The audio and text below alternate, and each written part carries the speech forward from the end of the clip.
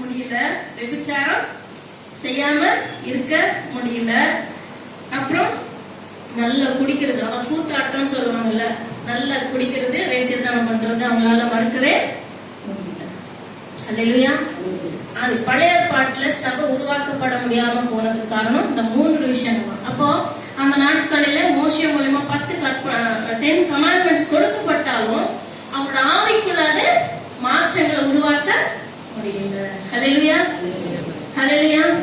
அப்ப பாருங்க, அந்த 10 கமாண்ட்மெண்ட்ஸ் மோசே அந்த சீனாய் மலையில பெற்றுக்கொள்ள போகும்போது ஆரோன் இருக்குவாரு, அண்ணா இருக்குவாரு. ஆரோன் என்ன பண்ணிடுறாரு, ஜனங்கள்லாம் சொல்றாங்க, இந்த மோசே எங்க போனோம்னு எங்களுக்கு தெரியல, அவர் வரவே இல்லை, நான் எகிப்திலே இருந்திருக்கலாமே அப்படின்னு சொல்லும்போது அவங்க எல்லாம் என்ன பண்றாங்கன்னா, எல்லாம் காதல் இருக்கிற நம்ம எல்லாம் கட்டி கொடுக்குமா அப்படின்றாரு.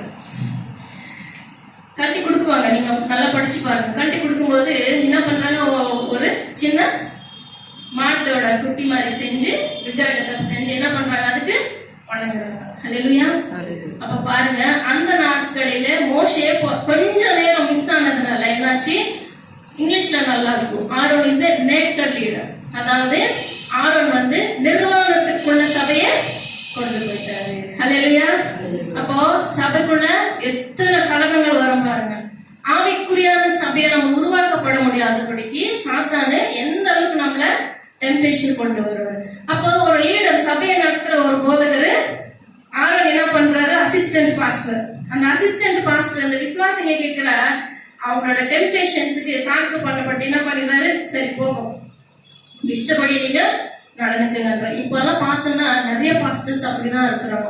நல்ல ஆவிக்குள்ள இருக்குவாங்க, முதல்ல போக போக அதான் நாய் கடிச்சு மாதிரி முடிய வெட்டுறது, பொண்ணுங்க ஸ்லீவ்லெஸ் போறது, நிர்வாணமா ட்ரெஸ் பண்ணிக்கிட்டு சர்ச்சுக்குள்ள வருது. அதை சர்ச்சு போதகரும் கண்டிக்கிறதுல, தாய் தகப்பன மரம் என்ன ஆயிட்டு இருக்கிறத புரிஞ்சுக்கிறது இல்லை. அதாவது இந்த நேரத்துல நான் எதை சொல்ல விரும்புறேன்னா, மானசீகமா பிசிக்கலி இங்க ஒரு சபை இருக்கு, செவர் இருக்கு, பாஸ்டர் இருக்கு, எல்லாம் இருக்கிறீங்க. நான் எதை உங்களுக்கு சொல்ல